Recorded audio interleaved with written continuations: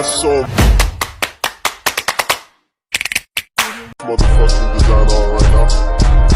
Bring it down, bring it down, bring it down. I got 3 old guys to walk. Assalamualaikum warahmatullahi wabarakatuh. Waalaikumsalam. Waalaikumsalam warahmatullahi wabarakatuh. Kami dari kelompok 7 akan mempresentasikan materi tentang perkembangan paradigma pelayanan publik. Pertama-tama, perkenalkan, nama saya Arinda Octavia Cantika Putri. Saya Farah Adiba. Saya Muhammad Zainul Arifin.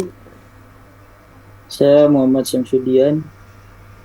Saya Nabila Maulidia. Perkembangan paradigma pelayanan publik. Perkembangan paradigma pelayanan publik dalam konteks pelayanan publik yang bergerak menuju yang lebih baik.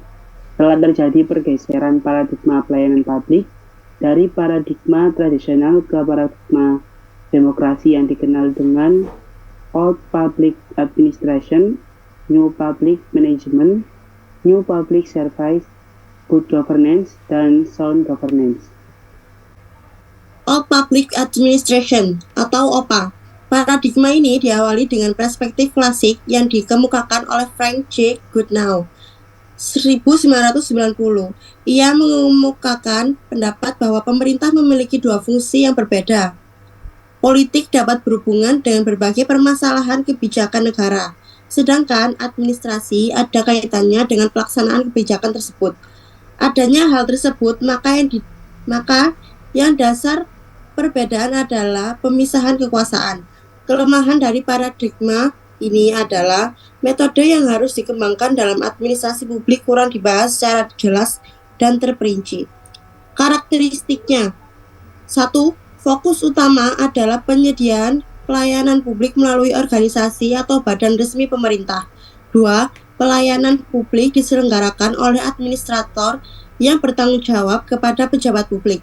3. Nilai pokok yang dikejar adalah efisiensi dan rasionalitas.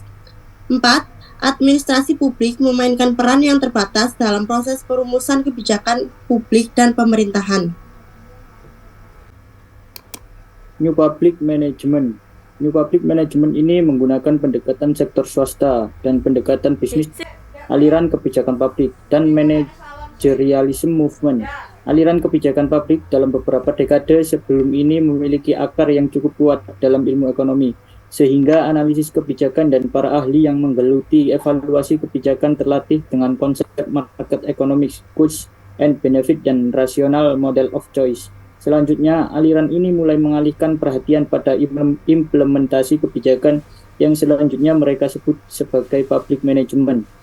Pusat perhatian dan doktrin New Public Management itu pada intinya lebih menekankan pada proses pengolahan ketimbang perumusan kebijakan.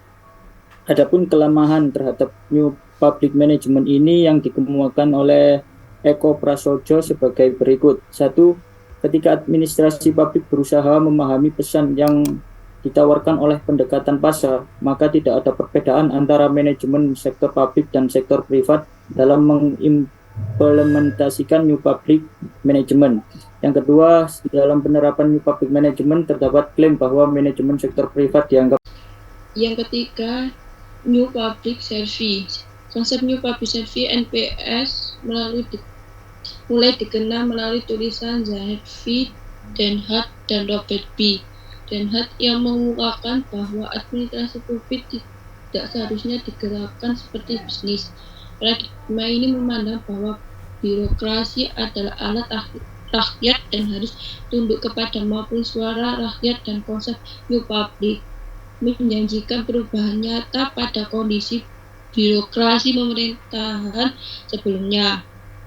Pelaksanaan konsep ini membutuhkan keberanian dan kelalaian aparatur pemerintahan, karena mereka akan mengorbankan waktu dan tenaga untuk mempengaruhi semua sistem yang berlaku. Di dalam paradigma ini semua ikut terlibat dan tidak ada lagi yang hanya menjadi penonton.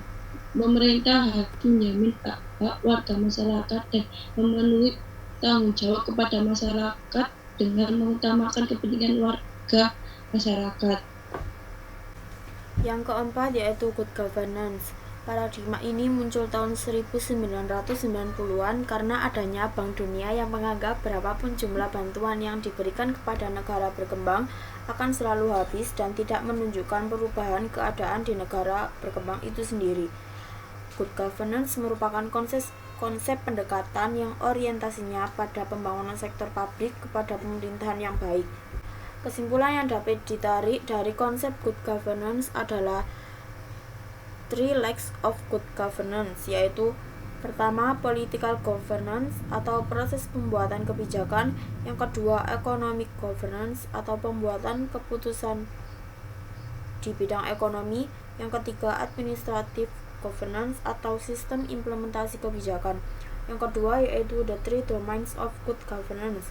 Pertama, negara, yang kedua, swasta, yang ketiga, rakyat. Yang kelima, sound governance. Sound governance merupakan paradigma yang baru muncul di Indonesia. Konsep ini muncul sebagai alternatif dari konsep good governance karena dianggap lebih komprehensif dan memiliki karakteristik kualitas governance yang lebih unggul.